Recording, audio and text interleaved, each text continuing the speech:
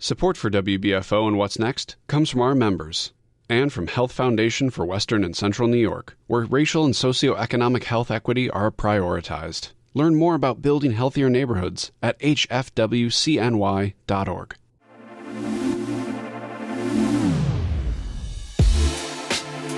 From Buffalo Toronto Public Media and WBFO, this is What's Next, Producer's Picks. Highlights of conversations heard on previous episodes. On today's show, that community is still in need of healing, and I'm grateful now that the Lord has allowed us to be a part of the healing process. That we're gonna do what we do, and we're gonna make it poppin', and we're gonna make it happen. Make it poppin'. Yeah, I'm old school now. We're gonna make it poppin'. We feature Pastor Charles McCarley, and we close with.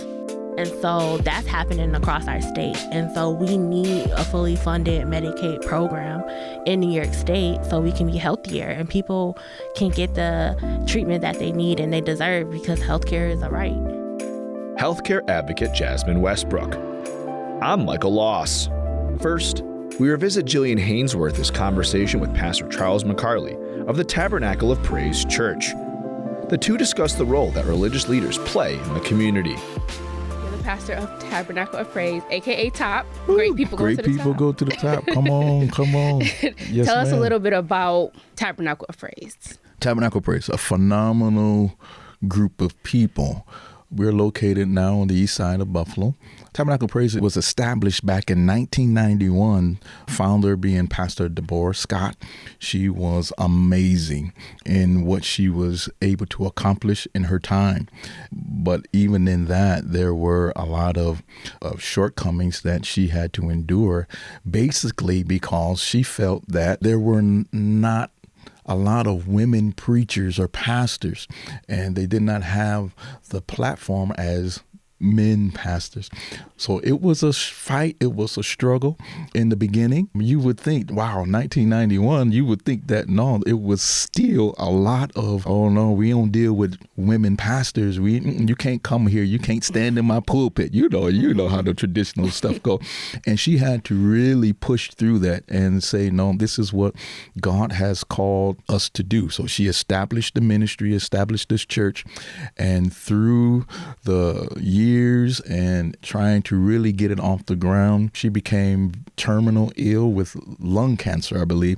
In the final year of her life, I began to come around, and that was my godmother. So she would say, Bear, I need you to come and speak. Yeah, she called me Bear. Bear, I need you to come and speak. And I did not have any idea what was going on. I did not know that she was ill. I did not know that she didn't have any other clergy there. It was just her really plowing that field. And she would have me come in and speak, and I would do one Sunday a month, and then it turned into twice a month, and then it eventually turned into speaking every Sunday. And I can remember it very clearly that, I started somewhere in January, and then by July she had passed on. So I had really 6 to 7 months. It was 6 to 7 months there before she passed on. Now I have been thrusted into something I did not ask for.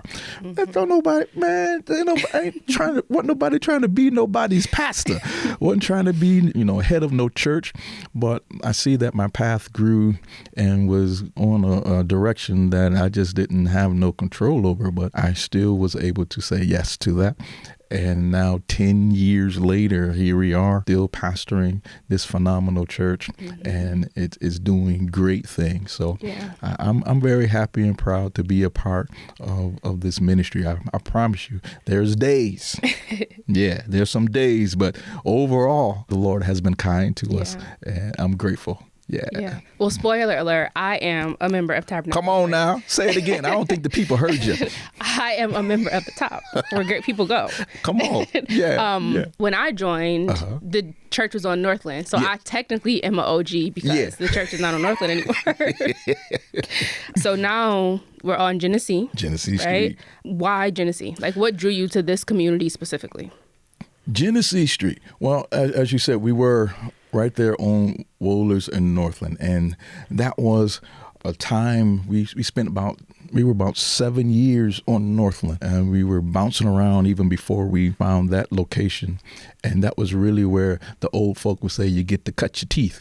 So I was able to learn a whole lot on Northland Street, and it really thrusted me into a community mindset, because that community right there on Northland and Wohlers had everything I needed in order to really establish a church community relationship. There was a school there was housing there, and we found out that there was no, even though there were corner stores, it's a food desert in that area. And when we came through the May 14th shooting, when Tops was now shut down, there was nothing over there. We were able to now provide levels of support to the community, which really was like, okay, we are really drawn into this whole community thing. So Genesee Street is just now us expanding what we have already started and planted and practiced on Northland. So now that we have more space and more opportunity, I grew up on Genesee and Zinner, right there by Bailey. So I am basically back into my old stomping ground in that neighborhood. And I remember it when I was young, where predominantly once you crossed over Bailey, there were no black families. And we were right there. Zinner is right there, Windy, and then there's Bailey and where the McDonald's is. And then crossing over there, you didn't cross over Bailey if you were black. In that we did not go over there. We didn't have the privileges of going over to Schiller Park because we would get ran out. Trust me, I'm talking from experience. So this ain't nothing. I remember running down Genesee Street back over Bailey, and it was troublesome then. And now that our community has expanded, past Bailey, even going towards now the Pine Ridge area, I see that there is a great need for our people. And I'm noticing that there is a lot of changes that are now in our communities, where it was a predominantly white area that transitioned to a predominantly black area that now is transitioned to a predominantly, a Bangladesh area. There's a lot of those nationalities that are now, and it's a blended community. So we're learning how to service all people. There has been quite a bit of, it's a troublesome area. Not too long ago, the young boy who lost his life, it was right on the street that we are now located on, so that community is still in need of healing. And I'm grateful now that the Lord has allowed us to be a part of the healing process, that we're gonna do what we do, and we're gonna make it poppin', and we're gonna make it happen. Make it poppin'. Yeah, I'm old school now. We're gonna make it poppin'. We're gonna work on our. We're gonna work on my. All right, slang. help me out now. We'll help me out. Yeah, I got you. Yeah, we'll get on that. But one of the things that attracted me to TOP was the community involvement. Now, you definitely, once we kind of started sitting down and talking about ways to collaborate. I was working at Open Buffalo at the time. Eventually you were like, come to my church. Just come on a Sunday. Right. And it took a couple of years before I before I started coming for real. You were suffering from commitment anxiety. I got you. Yeah. But we worked through it. Come on. We worked through it. But the consistency, not just with me, but like with the community, was something that stuck out to me. I saw you come in and picking up school lunches or like the free lunch in the summer and going and giving them out to kids on Northland, the barbecues, the pantry, just kind of a whatever you need, I got you, I can help type of mentality. And for me, that is something that has been missing in the community, especially coming from the church.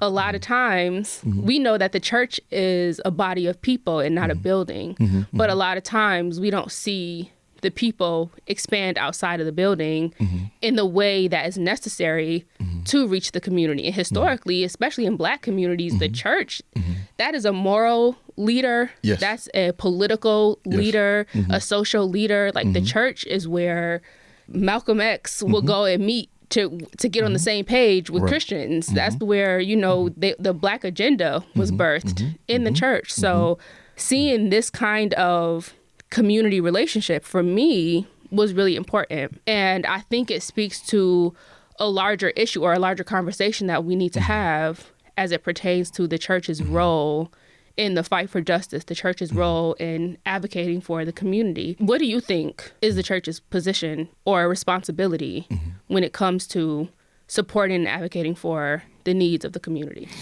You're absolutely right, Jill. The church was I'm even going to say still is, but we've seen a more vibrant, active role in days past. The church was the epicenter of the community. It was the center. It was everything deemed from the church. The church was built upon community and fellowship because we couldn't get it nowhere else. It was the only place where blacks, browns could come and gather in peace and actually sometimes feel and have dignity about being black. Yeah. Because once you walked out them doors, you were now immediately reminded of who you really are and what everything else was around you, living in a white city or a white world. You're right. So coming to the Black church, we were able to dress up. We were able to look. We were able to have dignity. We were able to have some pride about ourselves. And it became so popular. It became so contagious. Amen. I'm sorry. Amen. I'm sorry. Starting to, here we go. Get the offering. It's about to come. That's right. It became so contagious that, it spread it out throughout the city that, even there had to be agendas to try and shut that down because, once we come together, we can accomplish anything. Power in the people. We can do anything. Come on, power of the people. And other peoples did not like that. We find that even in scripture, if you will, where they speak to Pharaoh and they say, the people, what if they ever lift up their head and realize that we are outnumbered, that these Israelites we got enslaved, that are putting their heads down and tilling the mud, if they would ever realize who they really are and what they bring, and they will understand that they're stronger and better together, we would be no match for them. So what we got to do, we have to destroy that feeling, destroy that sense of hope, destroy that. And that's what they really did. Yeah. They begin to infiltrate the church by dismantling the family. Understand that the churches aren't strong by themselves. It doesn't start with the church. It starts with the family. So if you have a strong family, strong families create strong churches. Strong churches create strong communities. And then strong communities will create a strong city. Strong cities create a strong country. But it all starts with the family. So if I can dismantle the family, everything else will domino effect and fall out of place. So look at our homes. We don't have family dinners no more. Look at our homes. We don't come and sit to the tables anymore. These were structures, and these were, in the family, that was a necessity. You sat with Big Mama and learned how to pop peas, right? Nowadays, you got steamables that you throw in the microwave. Ain't nobody sitting there learning nothing. So we've lost that aspect, and then we're still trying to hold on to, the importance of the church. Well, we got to start with the importance of the family. We got to go back to, the importance of a strong black father in the home and a strong black mother in the home, not trying to carry it all by herself, but we're raising our strong black children together. And, then understand that we can't do it alone. We need a greater power. We need someone to work with us. And then the church now comes into partnership with the family.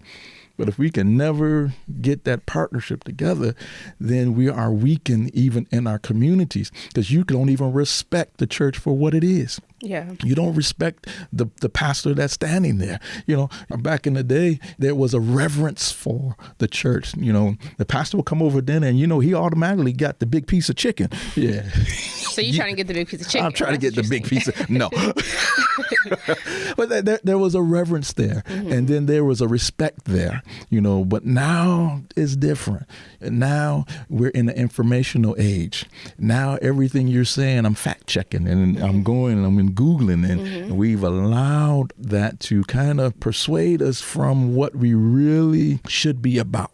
We should be about helping people. We should be about investing in our community. There's no reason why as many churches we have in our community that we don't have any credit unions, that we don't have any, that we're not sending all of our kids to college, not just an educational day for our particular group. No, we can put our funds together and create the Black Wall Street. How come we can't have one of those here in the city of Buffalo?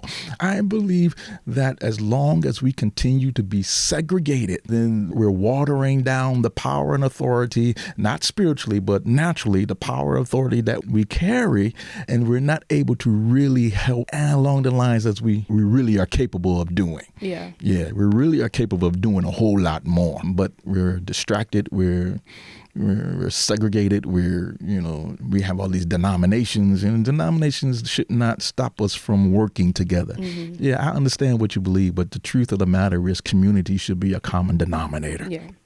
All of us should be working to better our communities. And for some, it's a priority, and for others, it's not, Well, speaking of segregation, there has been this conversation online that has been happening recently. In light of the presidential election, there has been this conversation about the church and then the Black church as a separate body, a separate identity, right? The idea has been that the church is a Republican body, right? The church should vote one way, but then the Black church has been, I'm going to use the words that have been used in these videos I've been seeing online. They've been calling out the Black church for being a largely Democratic body. And we don't have to go into the conversation of should the church be Republican, should the church be Democrat. I think any logical person knows that people vote their own interests. So you might have a church with a lot of different political beliefs. You might have one body where there are people who are apolitical or don't believe in a party system at all. But can you speak to the idea that the Black church is somehow irresponsible for being more liberal in thought? I do not even ascribe to the idea. I know we say it as a form of ID, but there is no white church or Black church. When Jesus said, upon this rock I will build my church and the gates of hell will not prevail against, he did not make any specific. He didn't say upon this Black church I will build, upon this rock I will build my Black church, and I will over on this rock I'm going to build my white church, and then a Chinese church, and there was no specifications there. So we are the church. Now the issue is that sometimes we get confused because we think that the president is supposed to align itself with biblical beliefs, and the president is not running for bishop. I like that. He's not That's running very for true. bishop. He's not running to be installed as the pastor. So the president is a government official who is elected by the people. So therefore, he has to look out for all the people, right? Regardless of whatever they may be, they have to look out for the people. Yeah. So that people is incumbent of many facets of life. He has to be the president of Muslim faith. He has to be president of Buddhists. He has to be they have to be president of the people. Right. He's not running for a religious office. So therefore, I cannot say that the church needs to be heavily into the political game, because I've never really got down with the politicians, because what if you're saying something I don't like? I am not about to be bound in your back pocket, not being able to speak truth to power because you're saying something and I need something from you. No, so these senators, the mayor, whomever, I don't really follow or fall in line, because what if you saying I'm the one that's bound to scripture, Right. and I'm going to hold accountable to Scripture. He's not holding accountable to Scripture. He's holding accountable to the people he served. Yeah. And it's my job to speak, hey, Mr., Sister, President, Mayor, blah, blah, blah. That's not going to benefit the people that we serve. This is what we need, and this is how we need to get it done. And I can be an opposing voice without worry of any type of repercussions, any type of backlash. No, because I was never in your pocket in the first place. The church needs to be able to stand and speak and not be worried about if you're going to cancel my project, if you're going to not let me get my building project off the ground. Building new homes, and you're not going to let me, I got to go through the chambers in order to get. No, even if I can't get it, the Lord will provide, right? So I'm going to speak, however, is placed upon my heart without fear of any ramifications. So the church needs to be in politics, outside of politics. We need to be able to speak to the kings. And then at the same time, we're in this city, so we have to also put into it. But at the same time, you got to be able to say, hey, all right, that ain't working. That's not right. And stop being a yes man or a yes woman to everything that these politicians are saying and letting them just run through our community as if we are nobodies and nothings. No, we are a powerful force once we come together. We are a powerful force once we are able to speak clearly without wondering if they're going to cancel our 501c3s. I think this whole segregation piece between the white church and the black church, there's the old saying, they're saying that the most segregated hour in America is Sunday morning during service, because the white folk gonna go to their church, black folk gonna go to their church, and then we never really come together.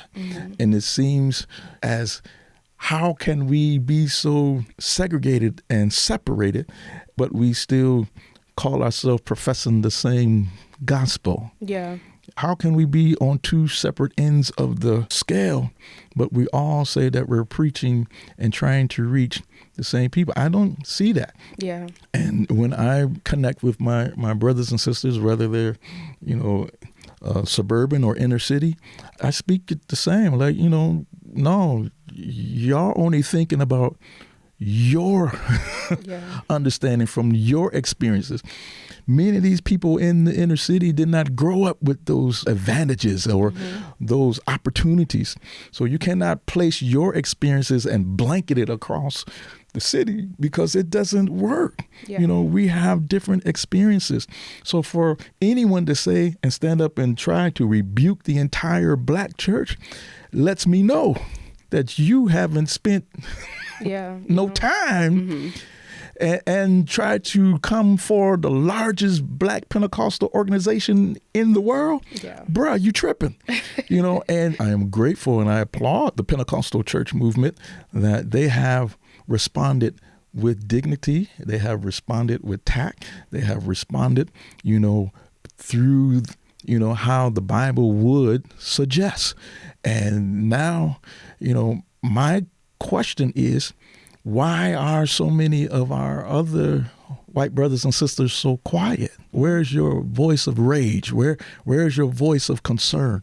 Don't come to the black church preaching about racism. Trust me. We know. We get it. We understand it. Come on.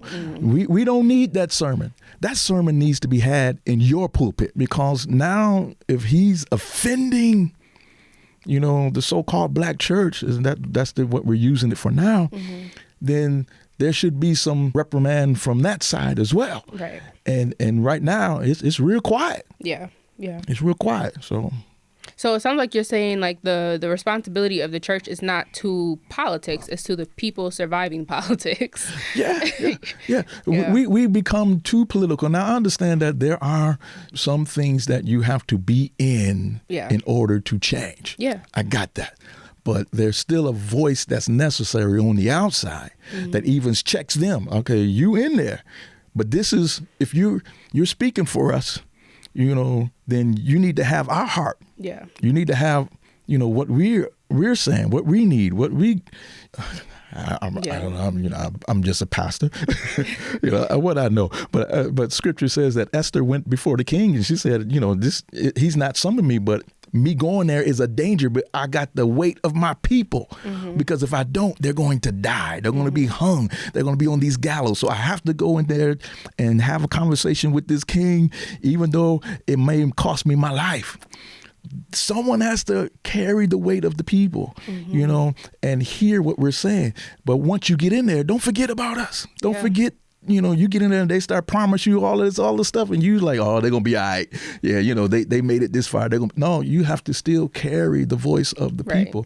And too many times the voice gets silent once they get in. So I prefer to stand on the outside and yell through the gate, and protest or whatever we got to do on the outside, so that we don't get it twisted. Can I still use that word? Yeah, can I? Is that all right? I'll allow it. You allow it. All right. So don't get it twisted. That that we're falling, subject to, because it's a beast. Yeah. And that machine will chew you up, spit you out, or conform you to something that you never intended to be.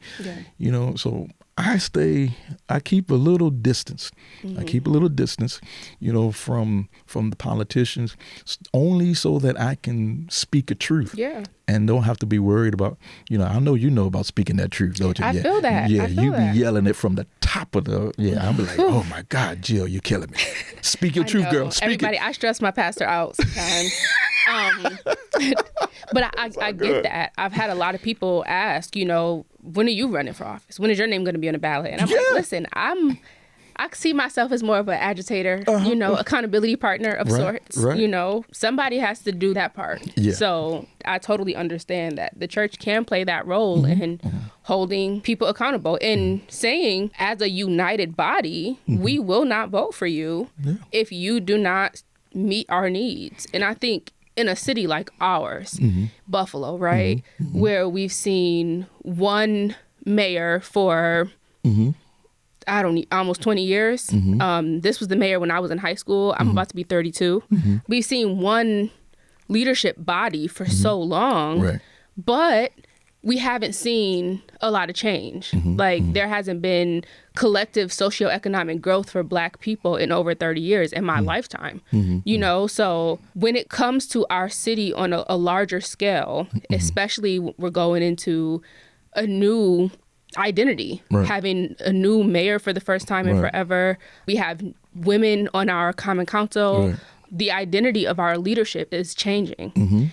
So as somebody who is aligned with the people and not necessarily with politics, if you could wave a magic wand and change things in our city while we have this, I won't say a clean slate, because you can never have a clean slate, but while we have this opportunity to redefine how our city works for us and how it functions for us, what would you do? What would Buffalo look like?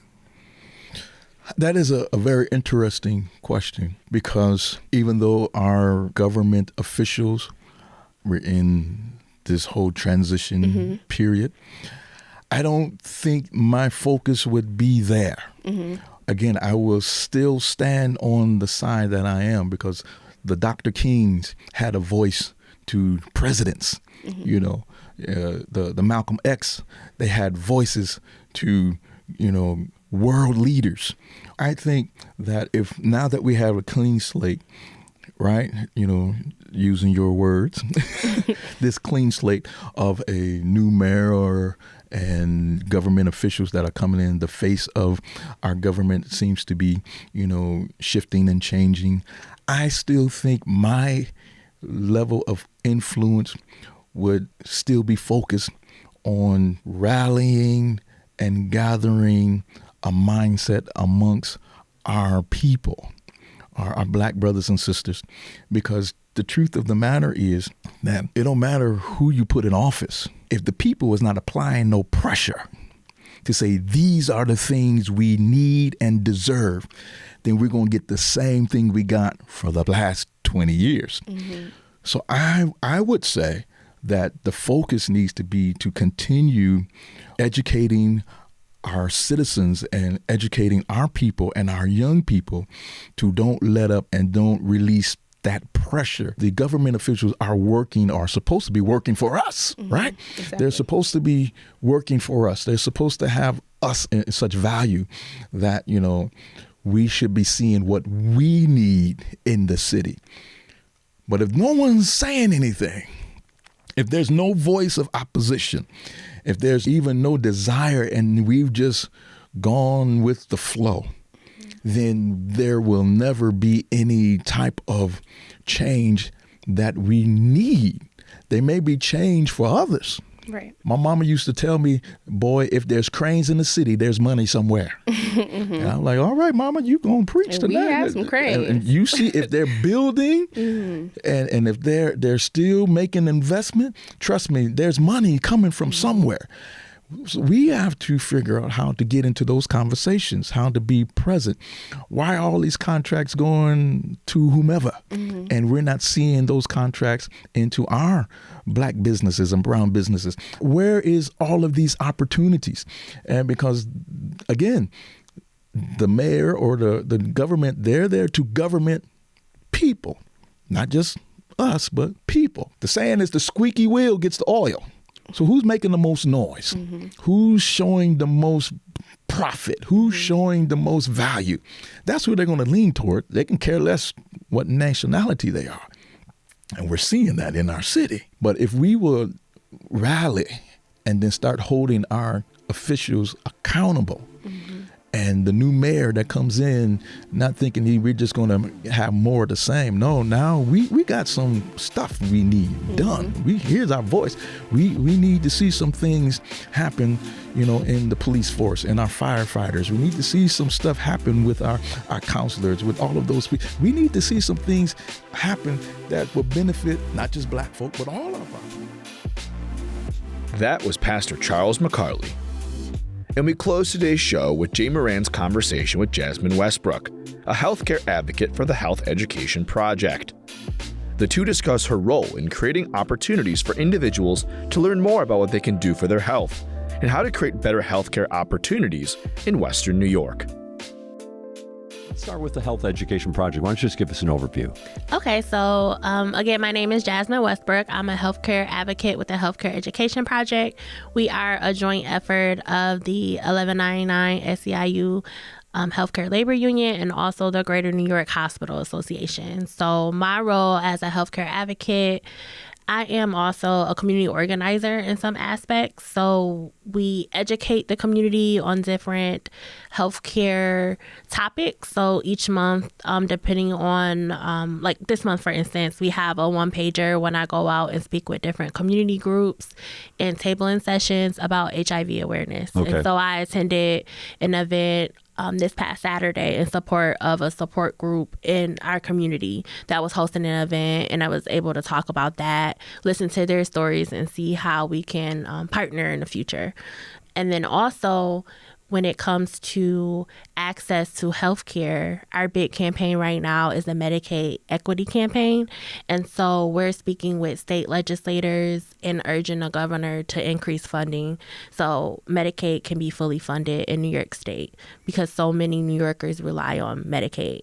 And so we have a dual role, I say. We do a lot in our community when it comes to coalition building and really educating our community on healthcare and health topics, and then also on a statewide level.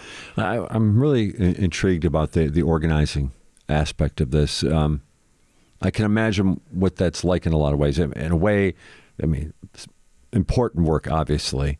At the same time, we're off, just got off of COVID. People don't necessarily want to interact like they used to, or people are slowly coming back. So what's that like for you, the organizing element of this? So what you said is definitely true. It definitely could be a challenge in some capacities, especially knowing when something needs to be virtual or have that hybrid component. A lot of the actions that we do, we may do joint rallies that can't be virtual, that has to be in person. But if it's an information session, or we have a smaller group that we're speaking to, whether it's a block club or a community organization that might have their own private meetings, then we can do it to fit that group, whatever works best. So we really have to think about the population that we're trying to serve. Even when it comes to speaking with the elected officials, Zoom has been a big tool that we've been using. But if we're in Albany, then we'll be wanting to speak in person, or if that elected official is in their home office, then meet there. So it's really just seeing what makes most sense at that time, and just trying to meet that person where they're at. Sure. Getting to where people were at. So you went to this HIV support group. Yes. And you heard their stories. Yes. Well, you probably learn an awful lot when you go to an event like that. What can you share with us? So with that event, it was hosted, Dawn Trotter. She is the executive director of the support group Woman to Woman, We Are One. And so I attended it on a few days ago, and the stories that I've heard from the women was very powerful, and it really just showed how mental health is intertwined and domestic violence is intertwined in some cases with people, and how they can contract HIV. And then also that mental health aspect when it comes to after knowing your diagnosis and getting comfortable with speaking about it and the power of that, and to whatever capacity they're at. So the women that were speaking were obviously okay saying their status. They're advocates now, and they were speaking about ways that they've tried to. It's difficult too in the healthcare setting because of HIPAA and not understood and not invading in anyone's healthcare, but also making sure that they were aware, or making people aware of the support groups that are there, so they have someone to speak to. And even down to one of the ladies shared how her most frightening group of people to talk to was her church community, because she didn't want to be judged, and how much they embraced her once she talked about it, and how much it was in her head. And it wasn't, it was just like that uncertainty. Sure. And just knowing how to really support other women who may be going through that. And so it was just many aspects, not only talking about the disease itself and the medication, because you can go to the doctor and get that, but being okay in these social settings. That's really a very powerful story to share there, because, your HIV, it could have come from so many different pathways, yes. Right? And yet there's that sense in this woman's case of shame, and that somehow talking to her congregation, would make her almost feel like an outcast. Are those, is that I don't want to say a typical story, but are those the types, do you find stories like that where there are that's an obstacle to health that, it's not something people are drawing up on paper. But it's a real issue. I would say yes, especially in a disease like HIV, because the stigma attached to it, and how in the beginning, how it was shown as like a gay man's disease, and that's been debunked. But right. That conversation is still happening, or you were a drug user. And when you're not one or the other, it's like, where do I have that space to talk about it and not be judged? And that was like the underlying conversation that was happening with a few women that did speak. Yeah, but you had also that sense that inside that room, those conversations, people were, there was a trusting sense. Yes. And yes. Of encouragement. And that's why it's so important for support groups, no matter what the illness, the disease, whatever you want to name it, because you have someone who is either a caretaker or going through it as well that can relate to you, and you have that space to talk about it along with getting the medical treatment that you need from the providers. Yeah, so let's maybe expand on that, because like you said, it's not just HIV, but there's so many other things that are ailing our communities. So what are some of those other types of health issues that you're finding yourself in those places? It sounds like you're a little bit of everywhere. Yeah. So each month, I'm trying to meet with a different support group. So like the last few months, I've worked with the Sickle Cell Warriors of Buffalo. And so I've actually worked with them in a few scenarios. I actually met them and they were hosting a blood drive and an informational session, and I actually found out that I have the blood type that actually helps people with sickle cell, which was like, wow. That was surprising because you have to, if you're African American, I can't think of the exact letters, but the American Red Cross has all the information you need. Very good. Again, I am not the expert as an organizer. But you're taking you're taking in a lot of information and a lot of personal stories. But it was just interesting that, you know, as an individual, now I'm able to donate blood and give it to that special group. And so that was all the way back in March when I attended that, when I first had the first encounter. And then now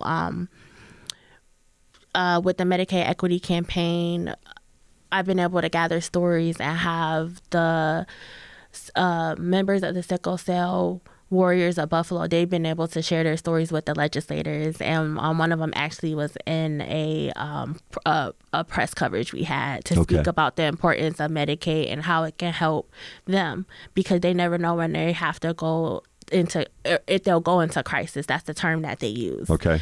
And the crisis could be very different depending on the person, but basically they need to get emergency treatment. And that's the big thing in these safety net hospitals and urgent care treatments and emergency rooms, making sure that we have enough staffing and enough funding to provide the care that our community members need. And that was like a really big thing. And then another support group is We Are As One. It's a cancer support group. And so Miss Annette is the leader in that one, and she had a phenomenal event in October, really just showing love to the women that they might have already had the cancer in remission, or they might be currently getting the treatment. It was a array of women in a room. She made it really beautiful. Everybody left with a gift. It was like free raffles. We had great food, but we also had great information. And so we had someone, I believe from Roswell Park, come and speak. And then there was another provider in the room speaking as well, talking about getting your mammogram, and then also for men, because men can have breast cancer as well, and that's something that's not talked about, and making sure the facts are facts and the myths are debunked, and that's really important in these spaces. And I enjoy doing that, not only because it's my job, but I like to be a wealth of information and share with different individuals the information that's important for them, so we can all have healthier lives. So I mean, this is one of those questions that everybody talks about, but I'll let you describe it yourself. The obstacles that we're seeing, especially in the African American community, from health. You know, you mentioned the Medicaid portion, and we can most certainly get into that a little more extensively. But I'm just kind of curious about some of the other obstacles that you're hearing about.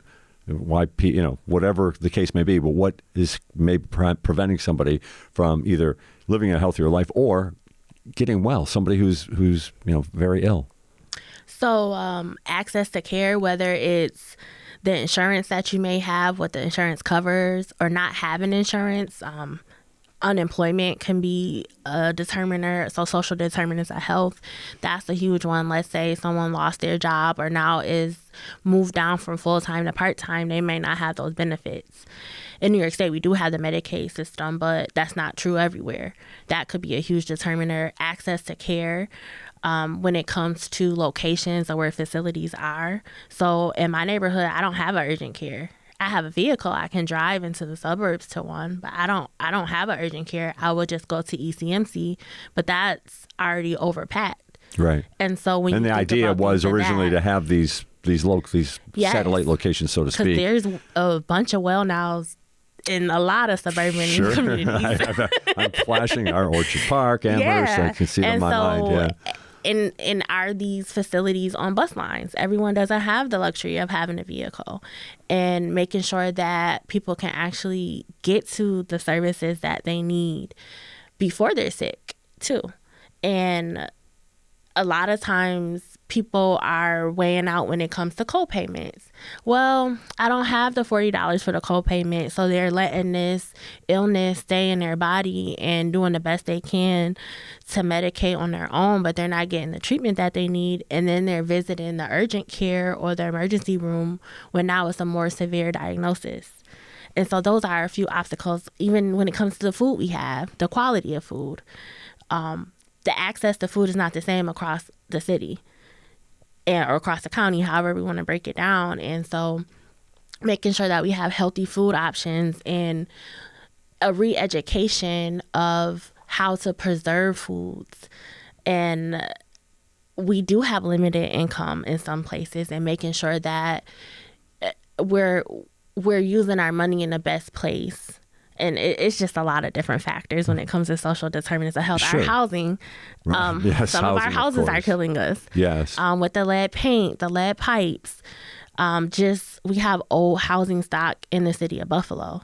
So the list goes on and on and on. Yeah, but it's interesting to put a spotlight on those types of things, because the one thing you have, it seems, maybe compared to some other conversations we have about this, I mean, you're dealing with people like this in all sorts of venues, and people who are sick in all sorts of different ways. It seems to come from. So I guess what I'm asking you is, you see at the end of the day, no matter how many conversations there have been about this, there are still systemic issues that are just not are very much in the way of people living healthier lives. That's correct. Yeah.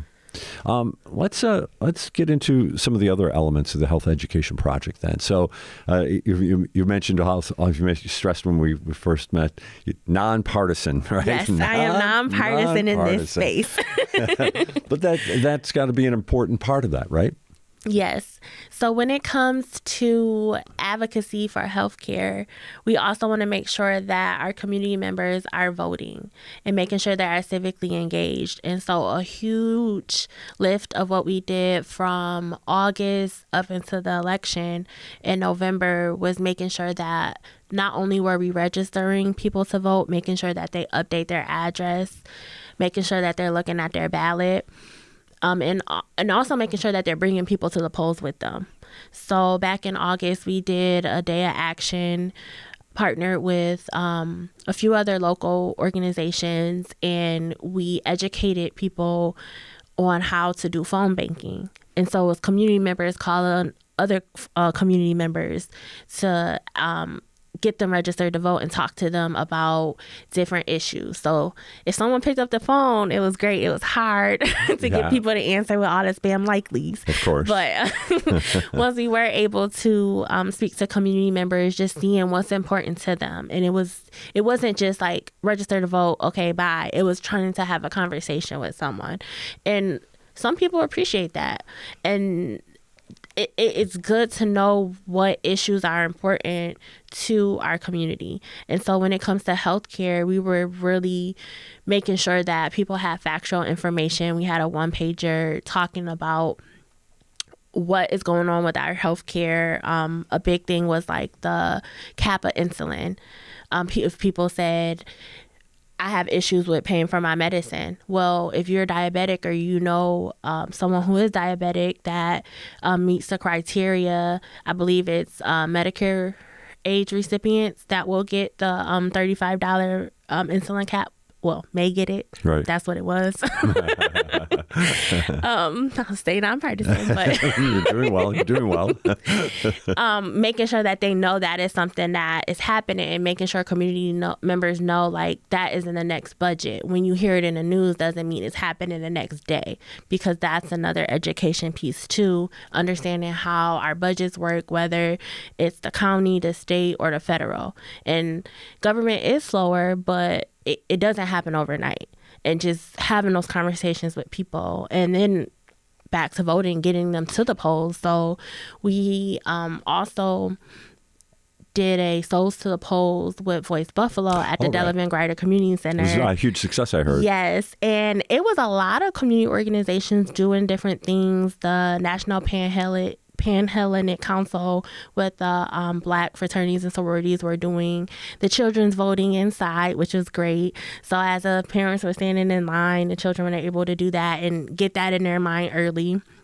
I believe Horizon Health was outside helping with a raffle to get people engaged. We had a DJ, we had food.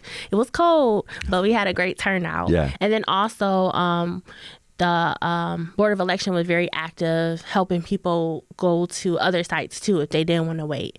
And so it was just a great community effort. And that's something that I've been participating in since 2020. And that was when early voting was really big that first time for the presidential. Right. And so we started at the Gloria J. This year. We the last few years we've been at Della Van Grider, but just making sure that we're where the community is going. And with there's a lot of community organizations that were helping, and we actually had a strategic plan that was through the NAACP, where different community organizations, the League of Women Voters, UB Votes, just to name a few, where different districts were focusing on different parts of the city. So it wasn't chaotic, Right. and that was great. Yeah. We're talking with Jasmine Westbrook of the Health Education Project this morning on What's Next. I want to stay on this voting discussion for a little bit. This is, I right at the election, I talked to a coworker who was somebody who was part of a phone bank and was calling. And what struck me is, like you said, a lot of people aren't answering. That's the first thing. Or a lot of people might answer and hang up. But then these conversations, this is kind of hard for me because, I'm sitting listening to the news on the morning here at WBFO for 5 hours a day. And so I'm hearing all these stories. And it feels to me like I'm hearing the same stories all the time. I'm hearing the same information. Everybody must know what's happening here.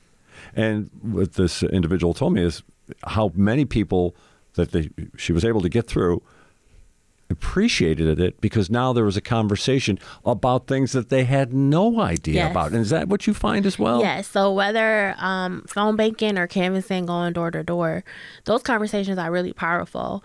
And I think it's really good for me and other people that are doing the phone banking and the canvassing to make sure they're having a conversation and not just getting out whatever their message is to the individual, but making sure it's a two-way conversation.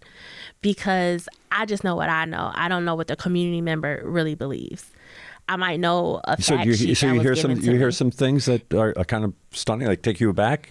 Yes, and some of it is misinformation, but some of it is just experiences I have not experienced. Right.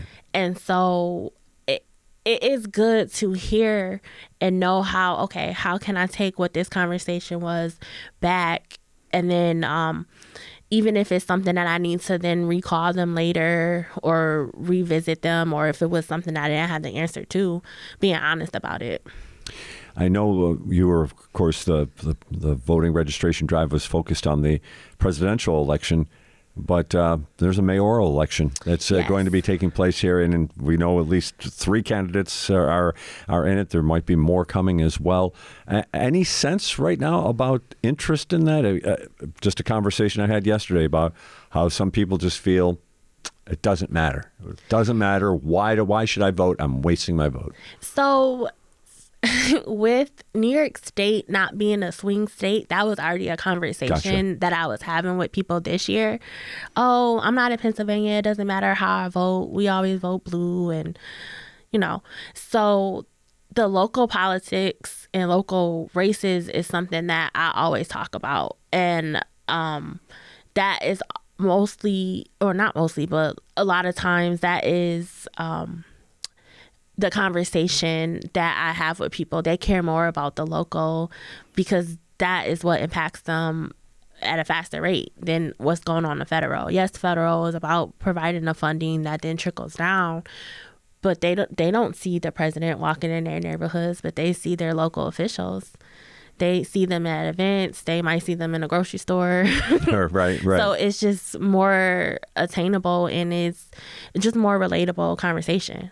Yeah. So you have a sense then that interest is going to be particularly high for this? I hope so. What I'm doing, like even at the event I was at a few days ago, I had my voter registration forms, and when I said my spiel, I'm like, and make sure you register to vote and take this to your young, okay, your young adults. You had some takers, yeah. At that event, people all told me they were, but you know, sometimes they just say that to get me out their face. But at least they heard me. But I have an event coming up that is with Buffalo Futures, which is for the 16 to 24 demographics. I will make sure I'm having those one-on-one conversations with the young people, because you can register to vote even before 18 at 16 and 17 in New York State. Just to make sure that they're already registered. And then also, if they are registered, making sure that they're updating their address and actually going to the polls.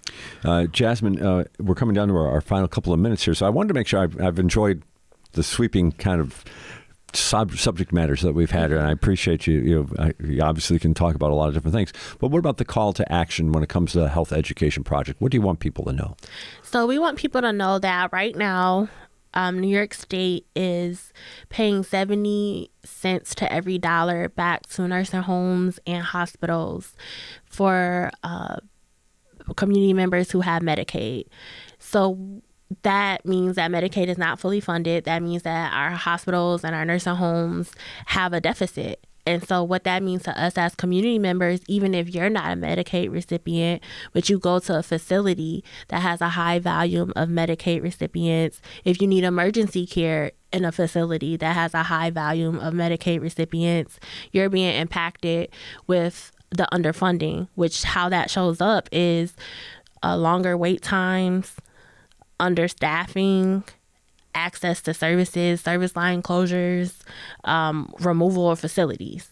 And so that's happening across our state. And so we need a fully funded Medicaid program in New York State so we can be healthier and people can get the treatment that they need and they deserve, because healthcare is a right. What's the hope about that particular issue? I mean, it's been kicked about here for a little bit.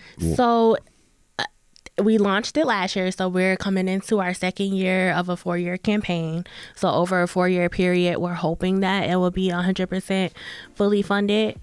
There was a 4% increase, so technically we're at 74% now for New York State being funded, and we just hope that we reach that 100%.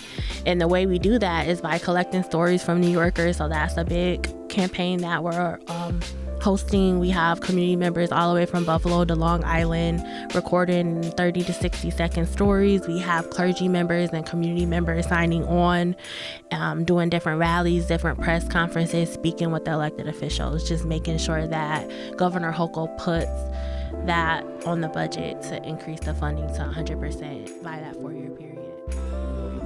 And that will do it for today's edition of Producer's Picks. We thank our guests, Pastor Charles McCarley and Jasmine Westbrook. If you missed anything or want to hear it again, you can get this program as a podcast wherever you get your podcasts. Each episode is online at wbfo.org. I'm Michael Loss. Thanks for listening.